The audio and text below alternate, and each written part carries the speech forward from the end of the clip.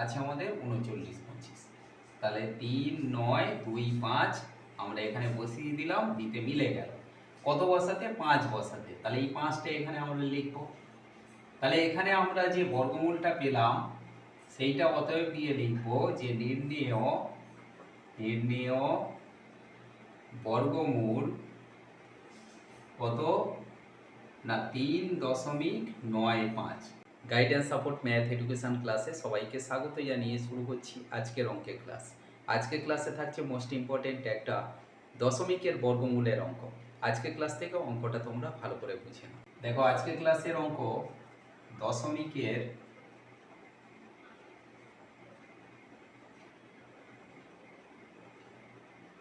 বর্গমূল। এই বর্গমূল নির্ণয় করার জন্য আমাদের যে অঙ্কটা দেওয়া আছে সেটা হলো 15.6025। এটাকে আমরা বর্গমূল করব এবং এই সংখ্যাটার মধ্যে আমরা দেখতে পাচ্ছি যে একটা দশমিক আছে। তাহলে এর বর্গমূল যখন করব আমরা সাধারণত ভাগ পদ্ধতিতে এই বর্গমূলটা করব। কিভাবে না, প্রথমে 15.6025 সংখ্যাটাকে বসিয়ে নিলাম। এবারে আমরা ভাগ পদ্ধতিতে বর্গমূল করার জন্য ডান দিক থেকে দুটো করে সংখ্যার মাথায় দাগ দেব। তাহলে এখান থেকে দুটো, এখান থেকে দুটো, আর এখানে দুটো আছে, আমরা দাগ দিয়ে নিলাম। এখন এই যে 15 আছে, 15-র মধ্যে কোন সংখ্যা যাবে? যে সংখ্যা আমরা ভাগ দেব সেই সংখ্যার সঙ্গে সেই সংখ্যা গুণ করে এখানে বসাবো। যদি আমরা এখানে 2 দিই তাহলে 2কে 2 দিয়ে গুণ করে 4 হবে, সেটা বসাবো। যদি এখানে 3 দিই তাহলে 3কে 3 দিয়ে গুণ করে 9 হবে, সেই 9 সংখ্যাটা এখানে বসাবো।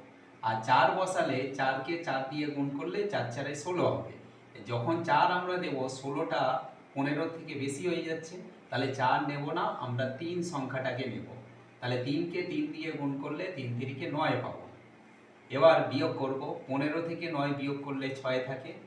পরের যে দুটো সংখ্যা, এখানে আমাদের বর্গমূলের সিস্টেম হচ্ছে দুটো করে সংখ্যা, মানে জোড়ায় জোড়ায় সংখ্যা নামাতে হবে।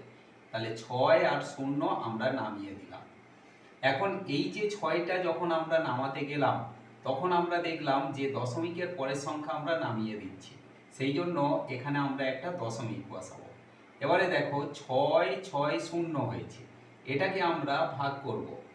এর জন্য এখানে যে 3 হয়েছে, এখানে যে সংখ্যাটা হবে তাকে 2 দিয়ে গুণ করে এখানে বসাবো।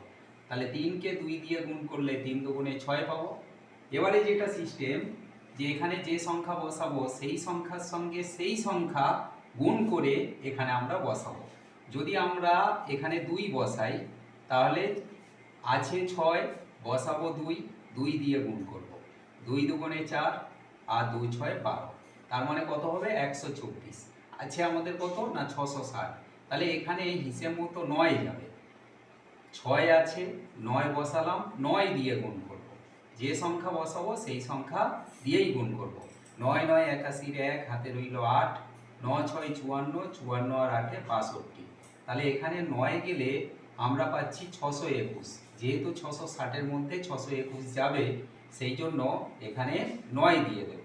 তাহলে 621। এবার বিয়োগ করব। 9 আছে, 1 আছে 10, এখানে হবে 9, আর 3 3 আছে 6 3, তাহলে বিয়োগ করলে 39 পাচ্ছি। আবার জোড়া সংখ্যা নামবে 2 5, তাহলে এখানে 9 বসালাম, সেই 9টা এখানে বসিয়ে দেব। তাহলে এখানে আমাদের সংখ্যাটা কত হলো? ধরো দশমিক নেই, 39 হয়েছে। এবার 39কে 2 দিয়ে গুণ করে এখানে বসাবো।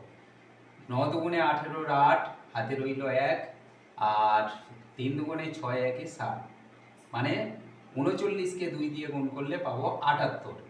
যেহেতু শেষে 5 সংখ্যাটা আছে, এখানে আমরা 5 দিয়ে গুণ করব। তার মানে এখানে 7 8 আছে, 5 বসিয়ে 5 দিয়ে গুণ করব।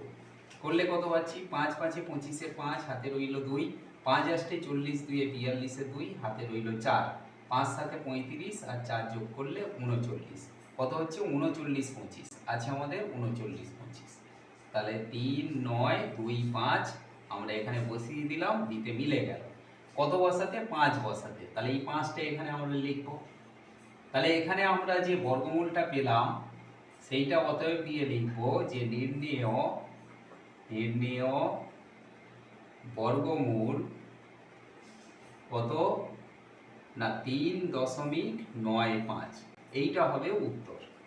আশা করি আজকের ক্লাস থেকে দশমিকের বর্গমূলের এই ইম্পর্টেন্ট অঙ্কটা তোমরা ক্লিয়ারলি বুঝতে পারলে।